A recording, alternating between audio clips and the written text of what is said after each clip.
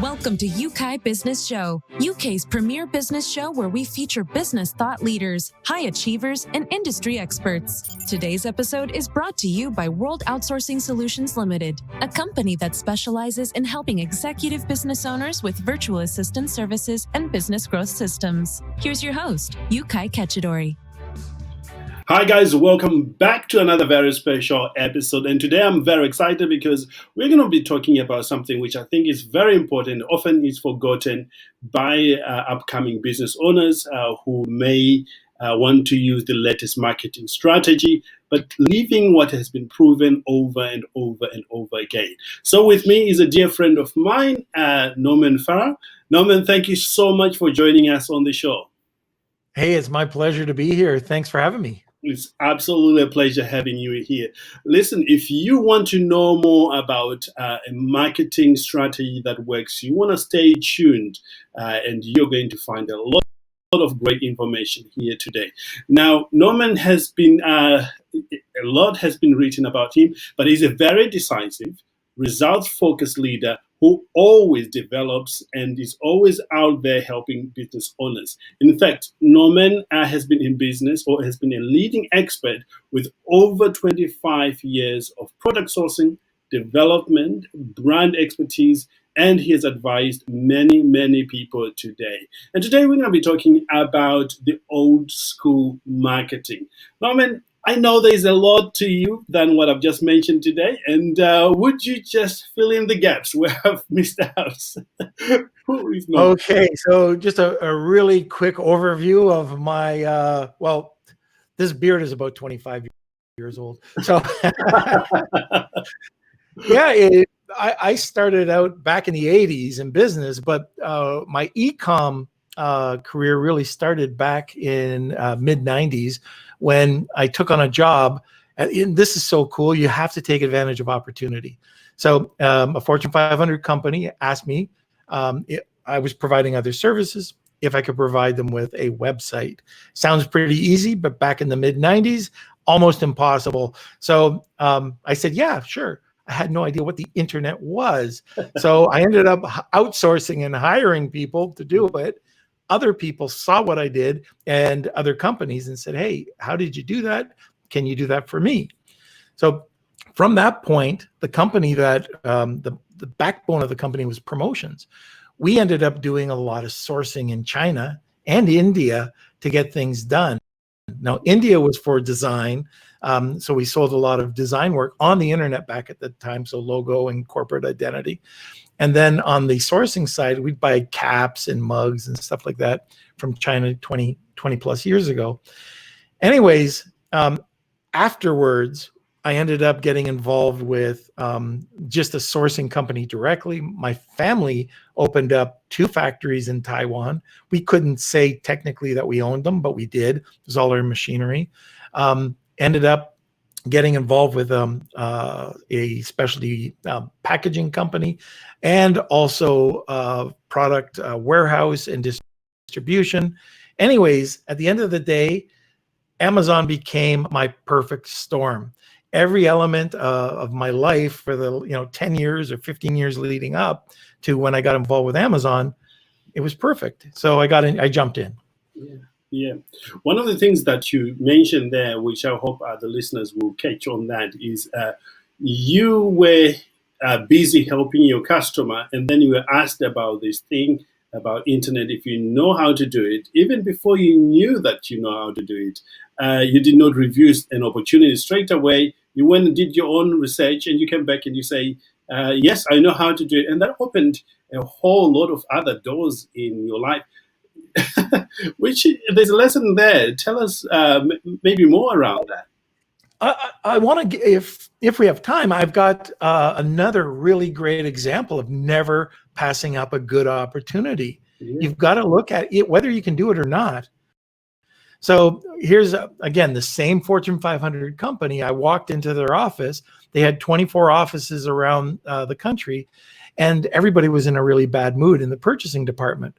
So I ended up going out with a VP who was from Canada, and we went out to lunch, and he said, I said, what's going on? He said, we're getting bombarded by non-contracted suppliers that are really ticked off that they're getting paid over 280 days. There's nothing. I was a contracted supplier. I was getting paid 30 days bang on. So I after lunch, I went over to him. I said, I got an idea. Why don't I do it?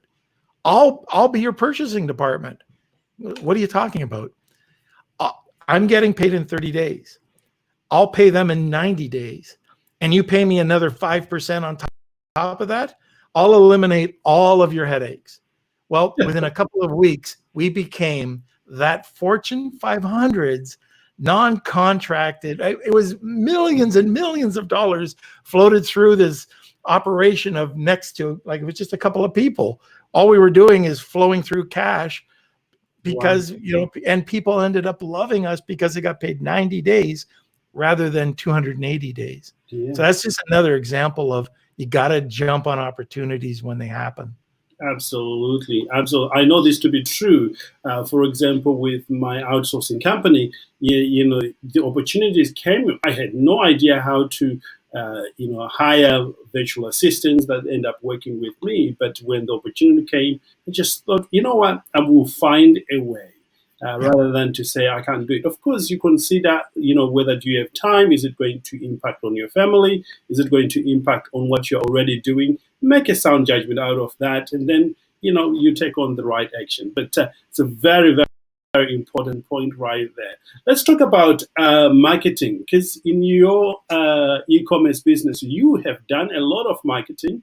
And you've spoken on stages, talk about marketing, about branding, but really you've proven that old school marketing works.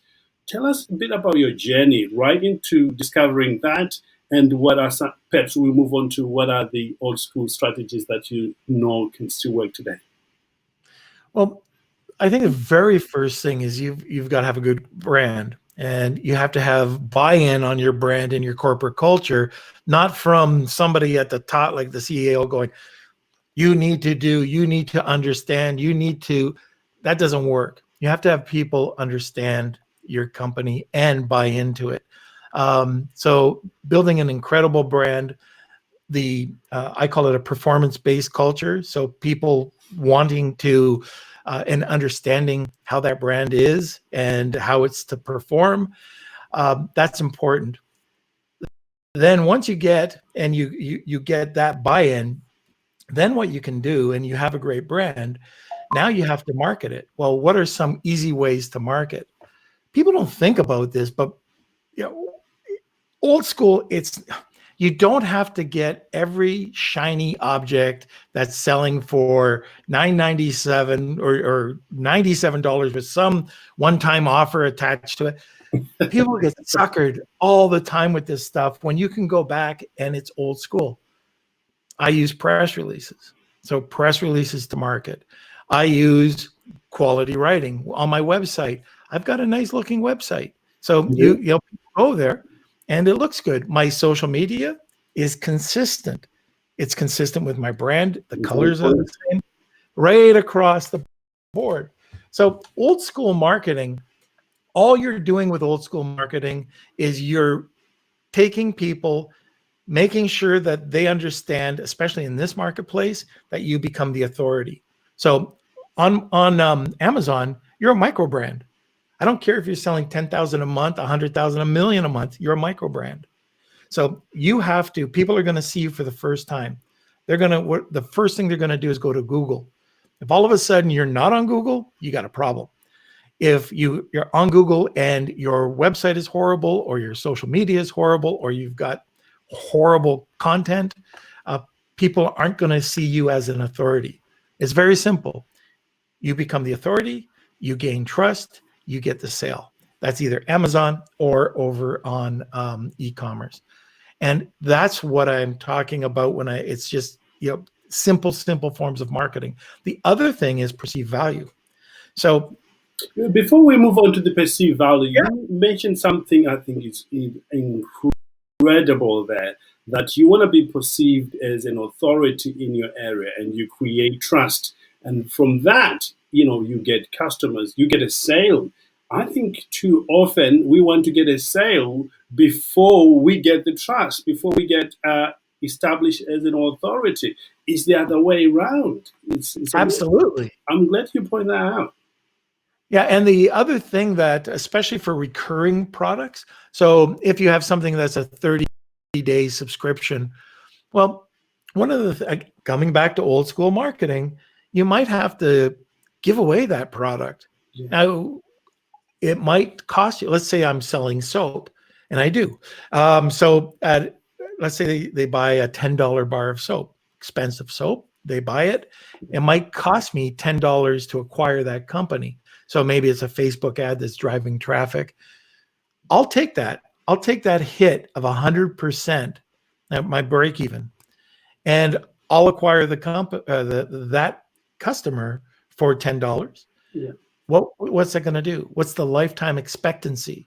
Well, that person is going to see if the brand is good, if they have an incredible customer experience, they get the bar of soap. I'm talking bar of soap.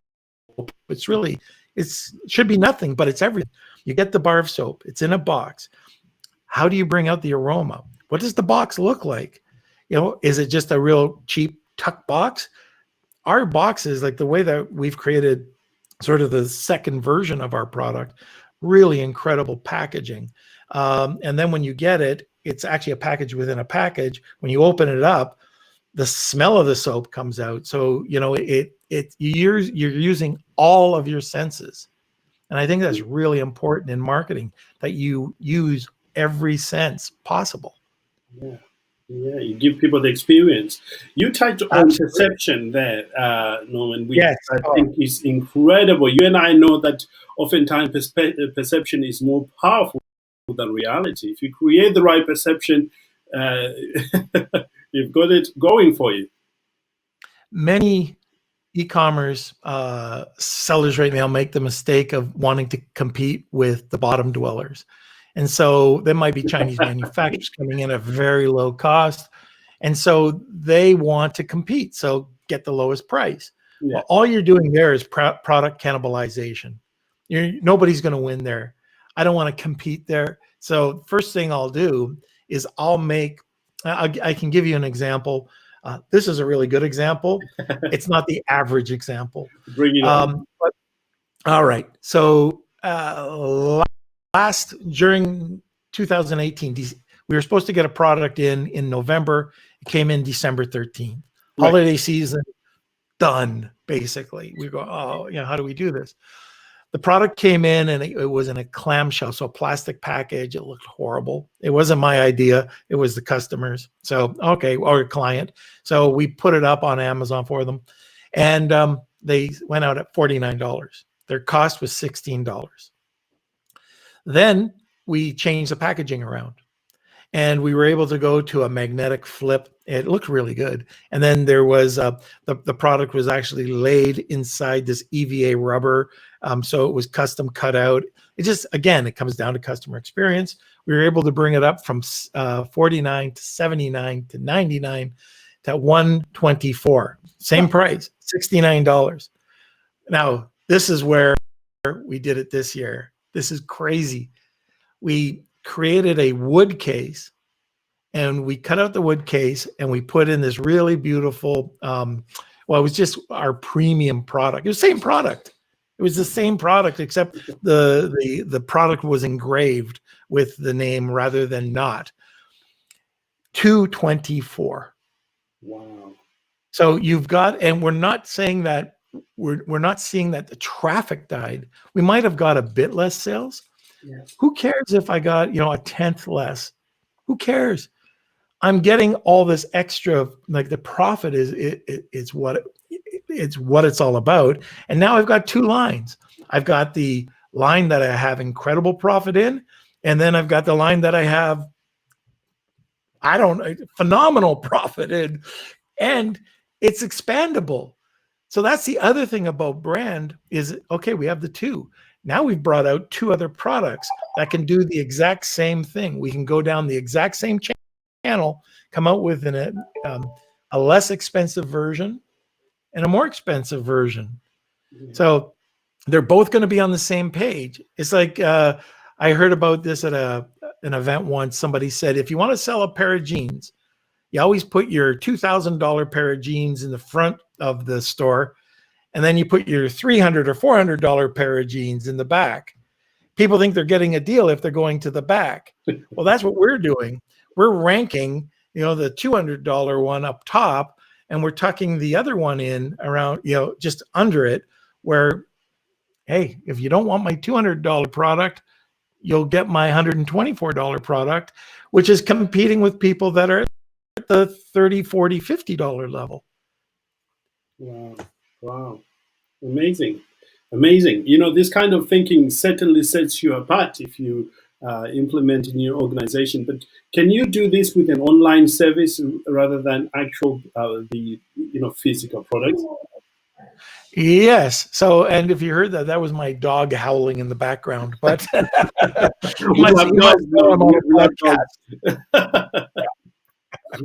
so, yeah, you can do it with anything at all. So with writing, I noticed this the other day. So we were checking out some of our competitors writing. Now tell me, if you go and you want to have really high quality writing, I might find somebody outsourced in the Philippines or India that's giving me quality writing at $3 or $4 an hour. Okay, fine, $3 or $4 an hour. I need incredible quality. Now, if that person has incredible quality and it's still $3 or $4 an hour, you're still going to think it's really bad writing or not that great writing. So if I can take that phenomenal person that's at 3 or 4 or 5 or 10 or whatever it is, and I can sell that writing at $200. And what we try to do, anybody that we work with, we pay phenomenally. Like we try to pay them a much higher fee. So if, let's say it is a $7, we'll pay $15, because we want that person to be loyal to us. Correct. So trying to nickel and dime is not a way to build loyalty. Yeah. But you take that article that's $15, and I can see on other content sites, you have a high quality site, high quality social media, you have the press release, everything I just said about authority, trust, sales. Now I'm selling that same article for hundreds of dollars rather than 15 or 30. Yeah. You can apply it everywhere across the internet. Amazing. Absolutely amazing. One of the questions I get asked often is regarding, marketing. Is if you were to market today, you are entering into the market for the first time. What will be the most direct route to getting it done and be profitable for you? Well, if I was getting into e-com, the very first thing I would do, if I'm doing it myself, I don't like doing things myself. I like getting experts to do it myself. I always hire people that know a lot more than me, and I might have 10 different specialists that do it, and they might be working 5 hours a day or 10 hours a week, or but they're doing their job and they're way more intelligent than I am. So that's something I've learned, is to outsource that. However, if I was doing it, maybe this is my first product, I'm ready. I call it paying my tax. And that is, be prepared to, there's going to be challenges where you're going to lose it. You're going to find out that, there was better ways of presenting. I did for example, iPhone pictures. Everybody's a photographer nowadays. You go up and you see that images are horrible. Why are you not getting sales? You might have Facebook ads driving over to Amazon or e-com, but you're not getting any sales because your images are horrible. Okay, that's one.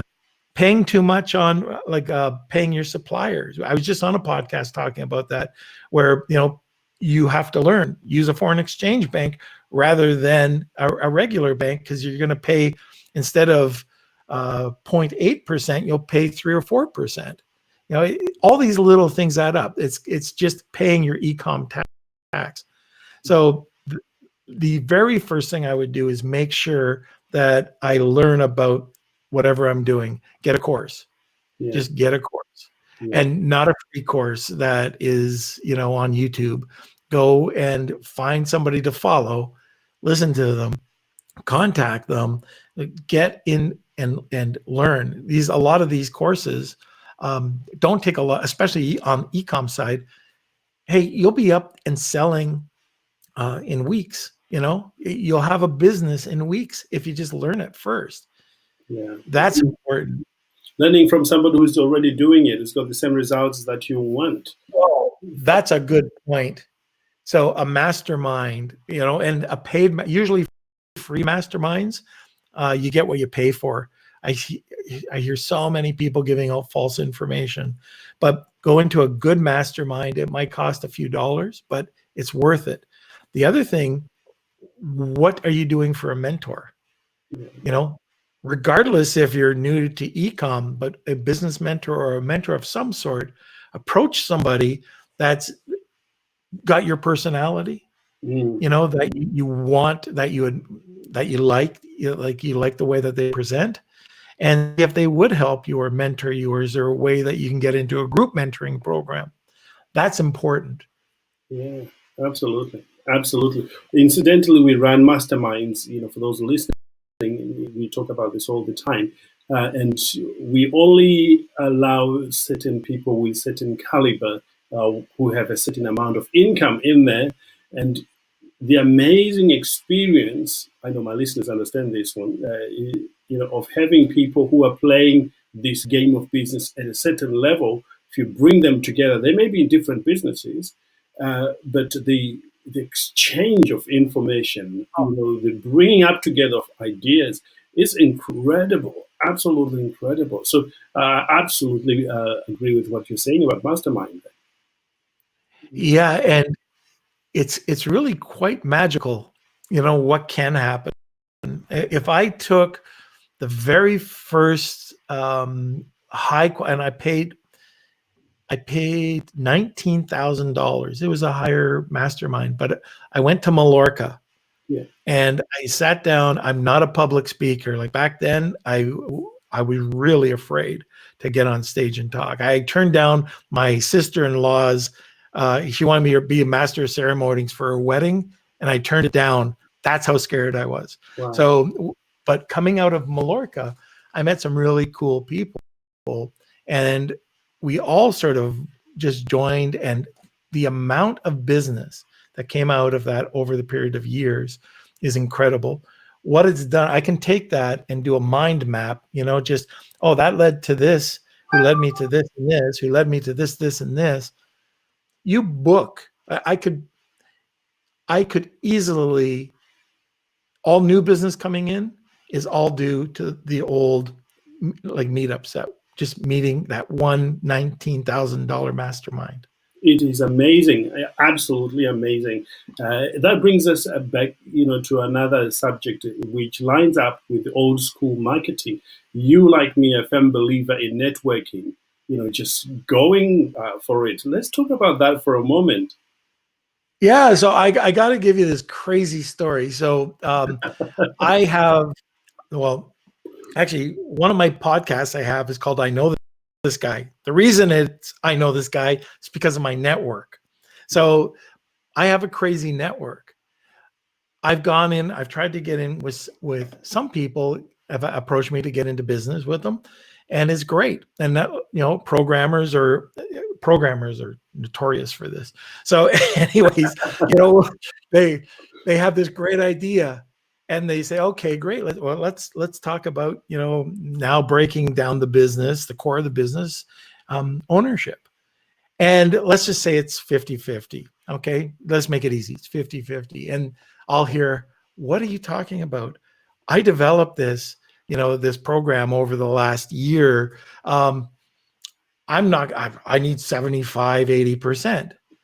I'm sitting here going, I have 30 years of contacts that I've developed that in an instant I can introduce you to and build this company. And if it's not them building it, it's people that know them building it. Correct. And a lot of people don't understand that, especially a lot of younger people coming out of university. If I'm talking to them I do it all the time, and I'll hear that kind of mindset. It's not the case.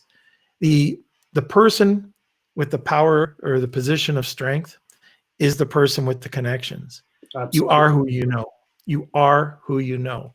Absolutely. And there's an art form. There really is an art form of networking and going to events. Before, like pre-COVID, I was on the road 2 weeks out of the month. I've got really great people that run the companies, but I'd be out, I'd be talking, I'd be networking. And why are you doing this? Why? I meet so many really great people. I don't know when that next incredible person is going to come up or who I can help. And this is a key. It's who you can help. So at the end of the day, if I'm going up to somebody, I'm see you at an event and it's just hit you, it's, hey, coming up and asking a question is great, but hit, like just trying to ask 1,000 questions, that's too much of a give, and you don't get a lot in return. The perfect scenario is going up, asking a question, or like listening, and just let the person know that you really liked what you just heard. Could you be in touch with them? And that's actually, this is so crazy. That's why I grew the beard. This is way before I went on stage. I grew this beard for one reason. I'd go to events and nobody would remember me. They wouldn't remember hey, I talked to you about so-and-so. Oh, you could tell they didn't remember you. Mm. I've been on, I know I've sat 1, 2, or 3 rows back on these huge stages. And I contact and this happens all the time. I'll contact the speaker and I'll say, hey, I was sitting the second row back, center stage. And the guy, oh, you're the guy with the beard. Yes. And so it's just a really great way for me as, something to do. Like Roy Orbison with his sunglasses, I grew a beard, but that's part of networking. Yes. The best part of networking, absolute, is when you get to go and break bread with somebody. When you go out and you have a meal and you're not talking about and interrupting people, about business. It's about family. I know I don't have a lot of, well, maybe I do have a lot of vices, but I'm not a drinker. I have one major vice, and that's having a good cigar once in a while. So we now have it where a couple of us go out for cigars after a meal, and all these other people come out with us after a meal. We've got these great pictures of all these people who probably never smoked a cigar in their life, and turning green, but we're having a lot of fun. And it's just a good way to get to know somebody. Yeah. You don't know them, the day before, night after having broken bread and having a cigar with them and sitting down and talking about their family or their sports or their hobbies. Now I know them. Yeah. And the loyalty that comes from there, the business you create, because now they know you. It's that old cliche, is who knows you, as well as who do you know. They all fall in place. So networking is absolutely the key. So how would you do networking in an environment where everything is now online? Are there any tools you're using at the moment? Well, there's a variety. First, there's a lot of virtual summits that happen. Okay. It's tough to network on a virtual summit. I go on Zoom. It's just, sometimes they have breakout rooms and you get to meet so many people for 15 minutes. Then you go back and you meet so many. It is tougher to do that. Probably one of the best tools I've seen for networking right now, we were talking about it just before the podcast, was Clubhouse. Yes. Clubhouse, you can go on. So let's say I set up a room and I invite a bunch of people, and then people get to see that there's a room about, let's talk about Amazon. Okay, so talking about Amazon or talking about making money online or whatever you want. Then people see, because they get notifications, they come into the room. Now they can ask questions. Now you've got these people asking you questions that they can ask you anything, and you're talking. It just feels like a small fireside chat, Yeah. and it helps build that network. So from this, I was talking to my son Kelsey, who does my social media, a lot of my social media, and I've noticed we do everything organically. And I noticed that my one Instagram account was kind of going crazy. Like, what's going on? It's Clubhouse. People from Clubhouse are hearing me talk, and I don't talk that much because it does take a lot of time to be on Clubhouse and listen. And because you're not the only person talking, it's a whole group. It could take hours. But all of a sudden, boom. Now imagine if that was your brand and you're talking about kitchen utensils and high quality, or you have a cooking club or room, and part of it is sponsored by your brand. People aren't getting sponsors yet. It's pretty much unheard of, but you can do that on Clubhouse. There's so many. So that is an excellent way of doing it. The other way, probably the quickest and more practical way, would find the mentoring group or mastermind. Oh yeah. Pay the money, get in there, and start this. The biggest thing you can do in a mastermind is engage. If you stay in the corner and say nothing, you only get into it what you put into it. That's true. That's the reason we created the mastermind. It's going like crazy at the moment, with new people joining in. And I totally, love it, because it means we have more opportunity to give people. And truly, if you're listening and you're considering joining a mastermind, we offer a free session just once, so you can have a test of what it is, and then there is a paid mastermind. But my experience is yours, Norman, is my life took huge steps after I paid a mastermind. And I got connected with the right type of people that I needed. That some of them were way ahead of me, and some were on the same level. But the relationship that came out of it is incredible, absolutely incredible. The ideas that comes through there, you never thought of that on your own, but it's amazing, absolutely amazing.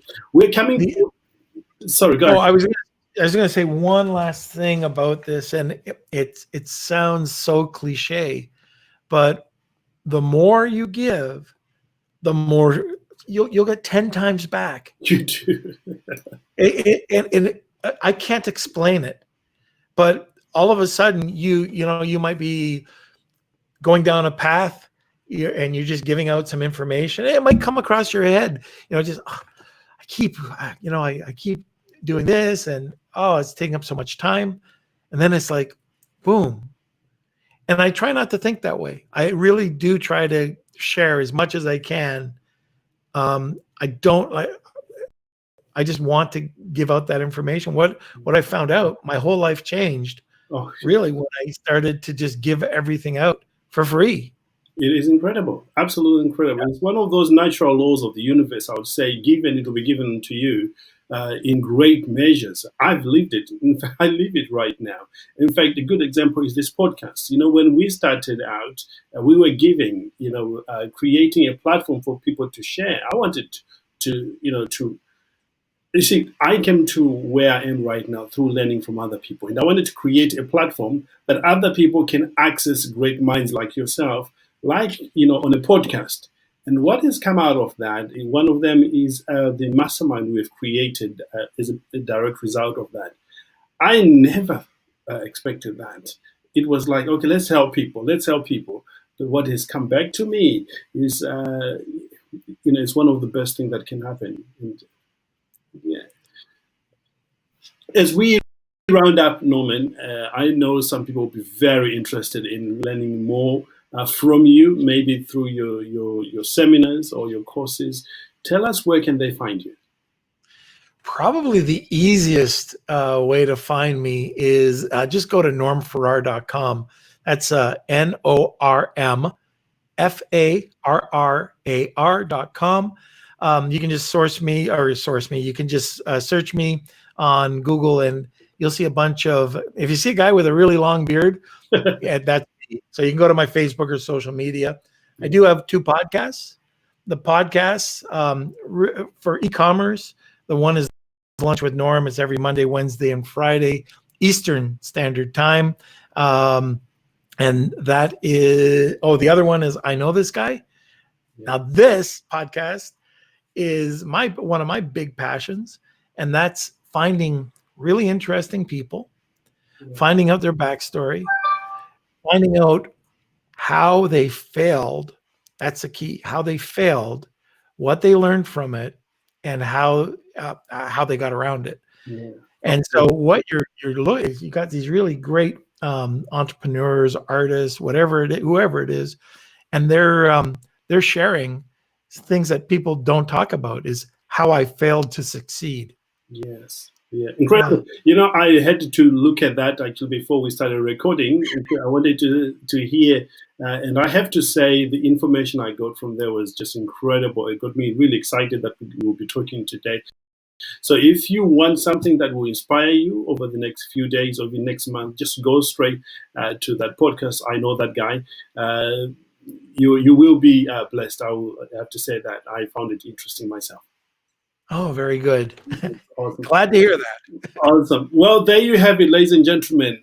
Norman Farrar, who is an exceptional business owner who's been helping other people over the last 25 years, successful with e-commerce and also out there helping other business owners do very well in what they do.